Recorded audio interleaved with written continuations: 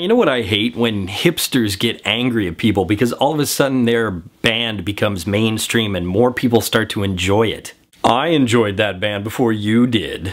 Who cares? Isn't the important thing that more people like it? That people are enjoying the same thing that you enjoy? For the first time though, that's kind of how Whedonites feel. Millions of people are going to see the Avengers, and they're finally realizing what Buffy, Angel, and Whedon fans in general knew all along. Joss is a god. So to paraphrase one of my other favorite TV shows not written by Joss, I won't say I told you so, so I'll shout it through cupped hands. I told you so! This is Real School. Hulk smash!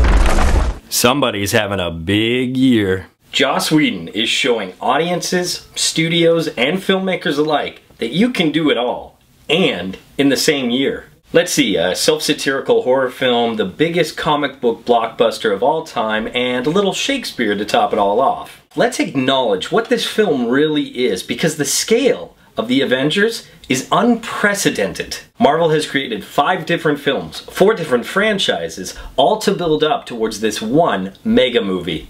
Never been done before. And they give it to a guy who before this has only directed 1 film. Needless to say though, Joss pulls it off. Now if you know Joss and you know his work, you kinda know some of the tricks that you should expect. Right off the bat, you had to know that Joss was the man for the job because he knows how to bring a large ensemble cast of characters, all with different personalities, and bring them together. That was the great thing about the Avengers, both the comic book and the film, is that you are bringing together so many alpha characters, so many superheroes that have their own franchise, and yet they all balance out. They all play an important part within the film. I have to say though, it wasn't one hero, it was the villain, Loki, who really knocked it out of the park. Tom Hiddleston, who played Loki, well, he must have done a little more research since filming the original Thor because he nailed that part. Ooh. It burns you to have come so close. To have the Tesseract, to have power, unlimited power. And for what? A warm light through all mankind to share. And then to be reminded what real power is. He was so deliciously evil, he just oozed evil, and that malicious grin of his, it was spot on, straight out of the comic book. However, my for the win doesn't go to Hiddleston, it goes to the mean green machine, the Hulk.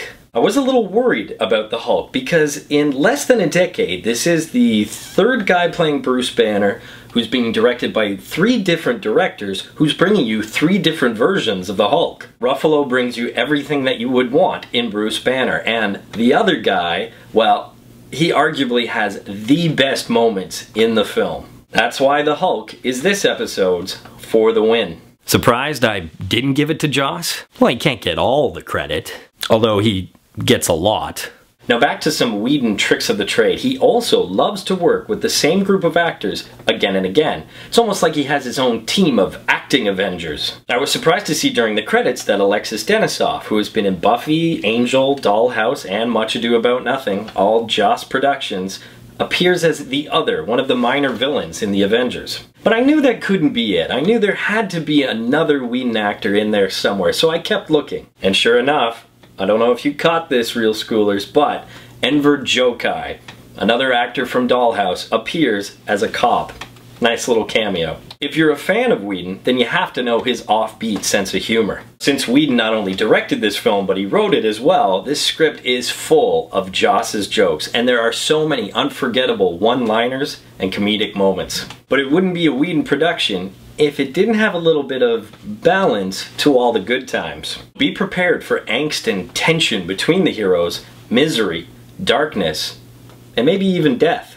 That's because Joss knows that you have to experience the lows to truly appreciate the highs. Which is why a Whedon production is always fantastic. It just gives you a more well-rounded experience when watching a movie or a TV show. It was the full experience that really made this movie. It's the kind of experience you can only have with a summer blockbuster. And it was the first time in years that I have cheered, laughed out loud, and applauded with hundreds of other people in a movie theater. Oh yeah, and if you didn't guess already, it's an Earn It.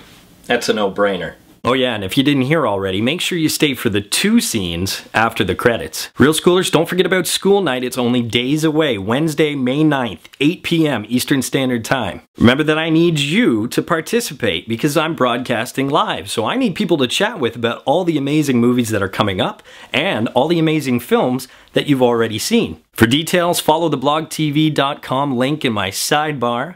And for now... Oh, crap. Oh. School's out. What do you want? I'm going to see it again.